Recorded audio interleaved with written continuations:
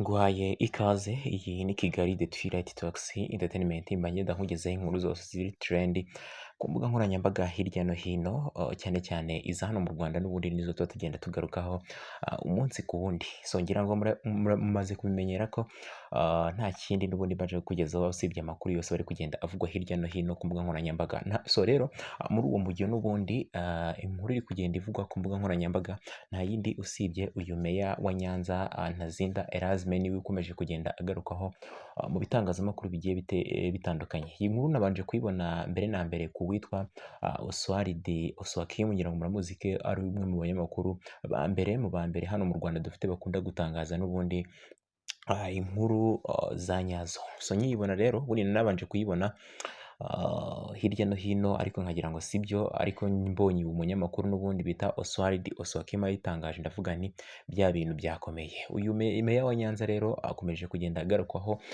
uribaza ngo ari kugarukwaho mu biki, ese byagenze bite? So ni nyuma y'uko rero yakomeje kugenda akekwaho ibintu byinshi bigiye bitandukanye. Ngira murabizi ku itariki 15 nibwo byatangajwe ko uyu meya wa Nyanza yegujwe bitewe n'ibintu bitandukanye agenda akurikiranywaho, ndetse ibinyamakuru byinshi byagiye bibigarukaho, ariko ntibavuge neza ikintu uyu Ntaganda Erasme n'ubundi ashobora kuba azize kugira ngo akurwe ku mwanya w'ubuyobozi, ndetse bamwirukanye no muri komite y'injyanama yose y'akarere ka Nyanza.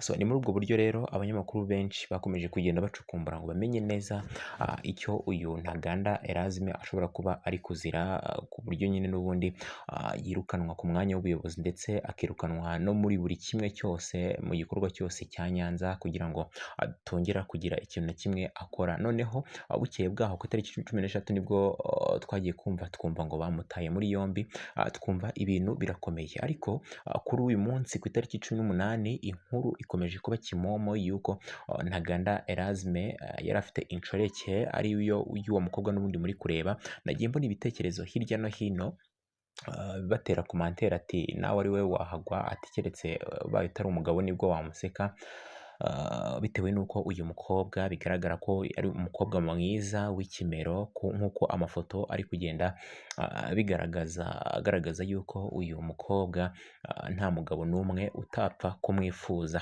So rero byagenze bite rero? Uribaza ngo bimeze bite kugira ngo bamubone?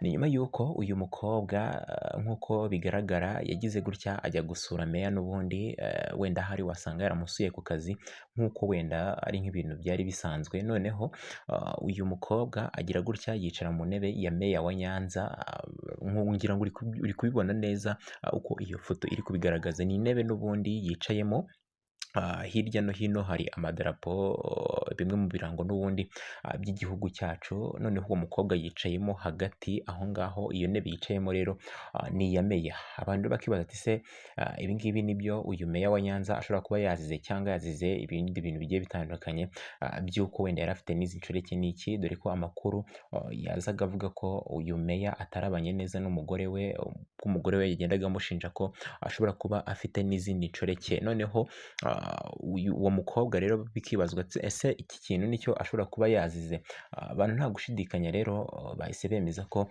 ashobora kuba meya wa Nyanza yazize kino kintu. So uribaza ngo rero bimeze bite?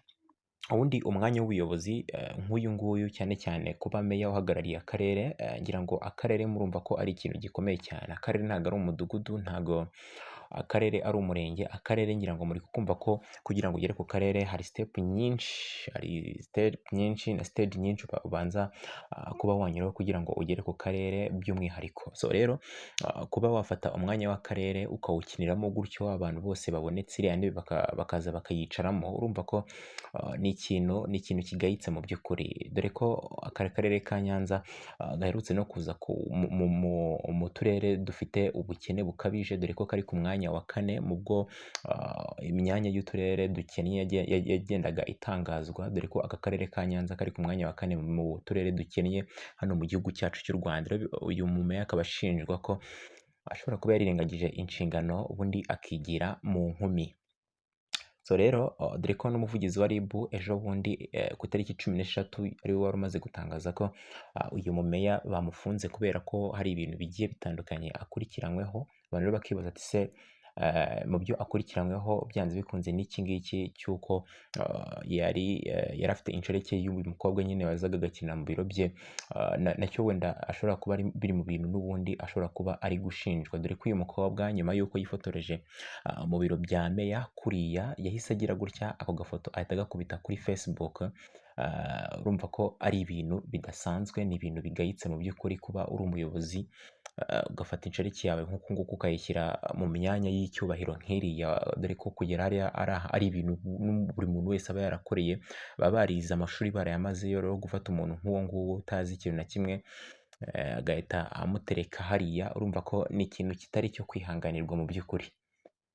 So ngayo nguko udakomeza kubona iyo foto itrendinga cyane, dore ko nagiye mbona komanteri nyinshi, abantu benshi bashyiraho bavuga uti Baritazari wo mu Rwanda, ati Baritazari yavukiye mu Rwanda, dore ko witwa Baritazari ari umwe mu bagabo bakoraga ibikorwa bigayitse mu by'ukuri byo gusambanira mu biro nyine, ngira ngo urumva ko ari ikintu kigayitse. Rero niko gatebo n'ubundi bagereyemo uyu mumeya wa Nyanza, bamwita Baritazari. Ngira ngo ukomeje kubona iyo foto n'ubundi itrendinga cyane, udakomeza kuyibona itrendinga ukibaza ngo ni ibiki, ibi byose nta handi ubikura usibye hano kuri Kigali The 2light Talks Entertainment. Amakuru y'ibyamamare yo nakagaruka, murakoze cyane.